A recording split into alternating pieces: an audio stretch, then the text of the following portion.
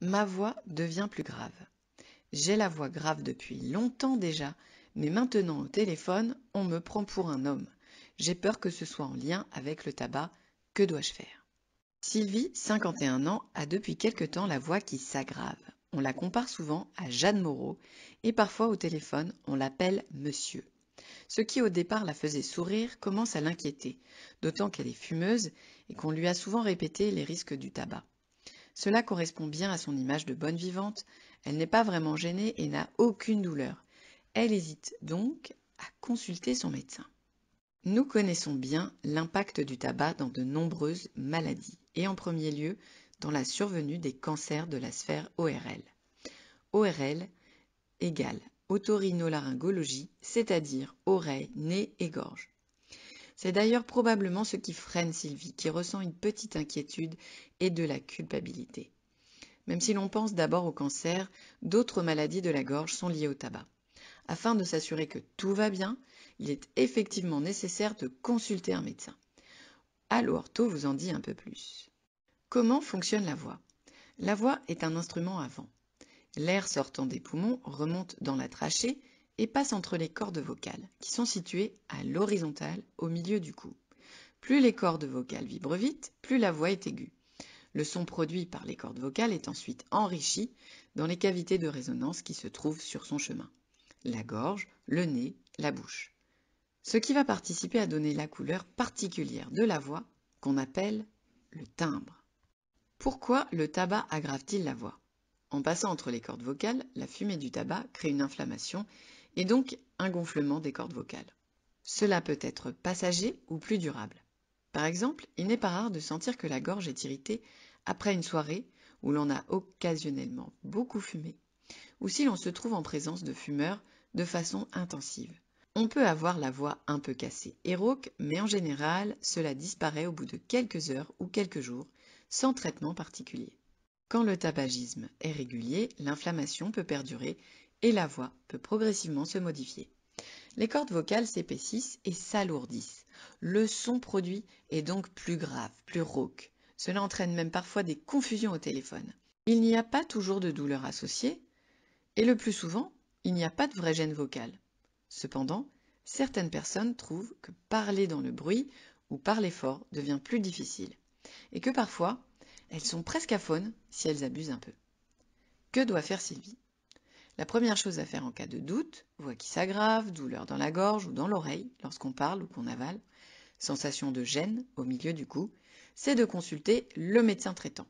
Celui-ci orientera probablement Sylvie vers un médecin ORL, otorhinolaryngologiste, qui à l'aide d'une petite caméra ira directement voir comment sont ses cordes vocales et quelles sont les raisons de l'aggravation de la voix. En fonction de son diagnostic, un traitement sera proposé. Quels sont les diagnostics possibles? Il existe de multiples raisons d'avoir une voix abîmée.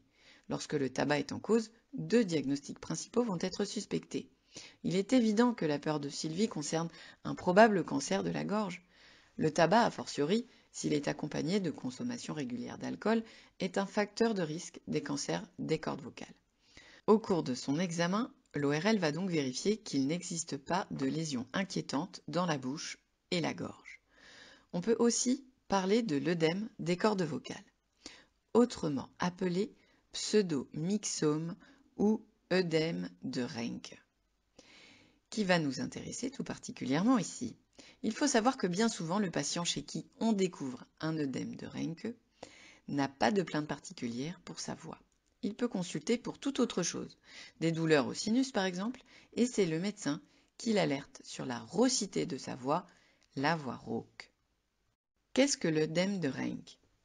L'espace de Reinke est un petit espace de glissement à l'intérieur de la corde vocale. Avec l'inflammation liée au tabac, cet espace peut se remplir de mucus.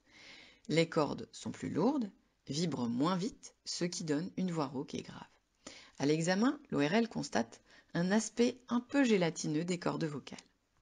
Quel est le traitement de l'œdème de Reinke? En premier lieu, on suggère au patient d'arrêter le tabac, ce qui aura des répercussions positives sur sa santé d'une manière générale. L'œdème de Rank ne dégénère habituellement pas en concert, mais une surveillance est nécessaire lorsque l'on est un fumeur régulier. L'association alcool plus tabac étant particulièrement risquée pour le larynx, zone du cou où se situent les cordes vocales, la modération s'impose. Un rendez-vous avec un orthophoniste est proposé afin de faire le point sur l'utilisation de la voix et de mettre en place une rééducation où le patient va apprendre à ne pas malmener ses cordes vocales. La rééducation peut comprendre des échauffements corporels, un travail de la posture, de la respiration, de l'articulation. Une intervention chirurgicale est généralement proposée par l'ORL. Sous anesthésie générale, en passant par la bouche, le chirurgien va vider l'œdème. Après l'intervention, le patient doit respecter un repos vocal total de quelques jours, durant lesquels il ne parle pas et ne chuchote pas. On écrit sur une ardoise, par exemple. À l'issue de ce repos vocal, la rééducation orthophonique reprend. Le changement de voix après l'intervention est spectaculaire. La voix, qui était très grave, va devenir plus aiguë, plus proche de la voix d'avant l'œdème, ce qui peut être surprenant et déstabilisant. Durant les semaines suivantes, elle va se modifier doucement. Les rendez-vous avec l'orthophoniste vont permettre d'accompagner ces changements et de se familiariser avec cette nouvelle voix que parfois on avait fini par oublier. Un changement de voix, quel qu'il soit, nécessite une consultation médicale et dans bien des cas, un accompagnement orthophonique. Lorsque le tabac est en cause, une diminution, voire une suppression totale, est un gage de meilleure santé. Il est possible de se faire accompagner dans le sevrage tabagique. Parlez-en à votre médecin traitant.